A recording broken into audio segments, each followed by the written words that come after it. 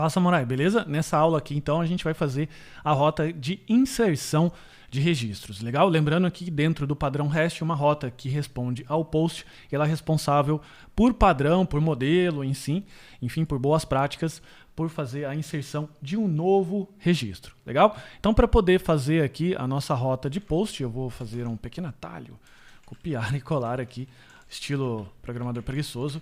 Então a gente vai colocar aqui post, beleza? E a gente nessa rota aqui de customer vai receber o método post. Não tem problema ser o mesmo nome de rota, porque o server ele faz distinção de get e de post, beleza? Então você pode colocar, pode e deve, de acordo com o padrão REST, colocar customers aqui e customers aqui. Você só não pode repetir entre métodos HTTP, por exemplo, ter get aqui com a mesma rota, senão ele não consegue trabalhar.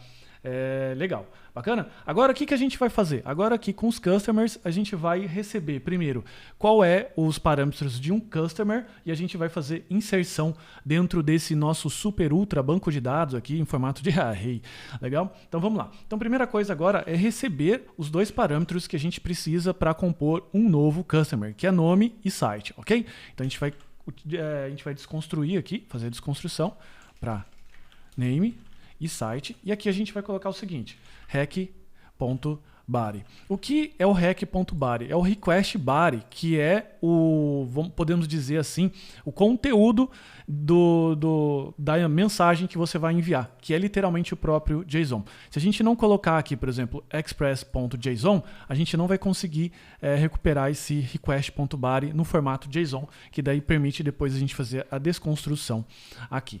Ok? Agora, o que a gente precisa fazer? Agora, para poder fazer inserção, eu estou recebendo nome e site. Eu preciso saber qual que é o próximo ID, porque ID faz parte de um registro. Só que como é o nosso banco de dados que controla, eu preciso saber o último registro e somar de 1.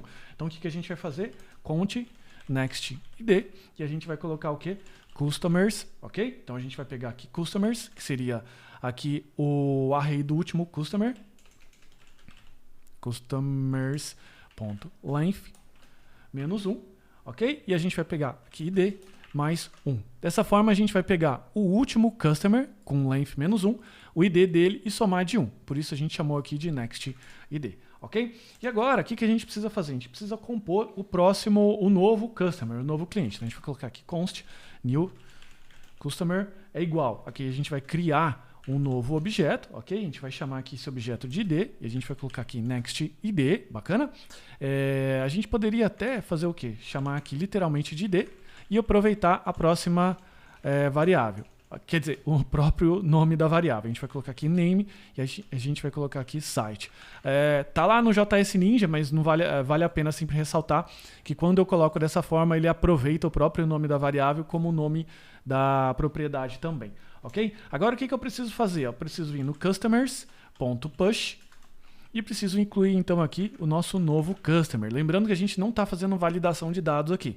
Se fosse fazendo um CRUD um pouco mais completo, a gente faria uma validação de dados para saber se eu estou recebendo o name, estou recebendo o site. E fica tranquilo que a gente vai fazer, só que isso a gente vai fazer na hora mais adequada. Agora, tudo que eu preciso fazer é retornar a resposta do JSON. Então, vou colocar aqui res status, ok? E a gente vai colocar aqui o status 201, que significa que ele foi criado.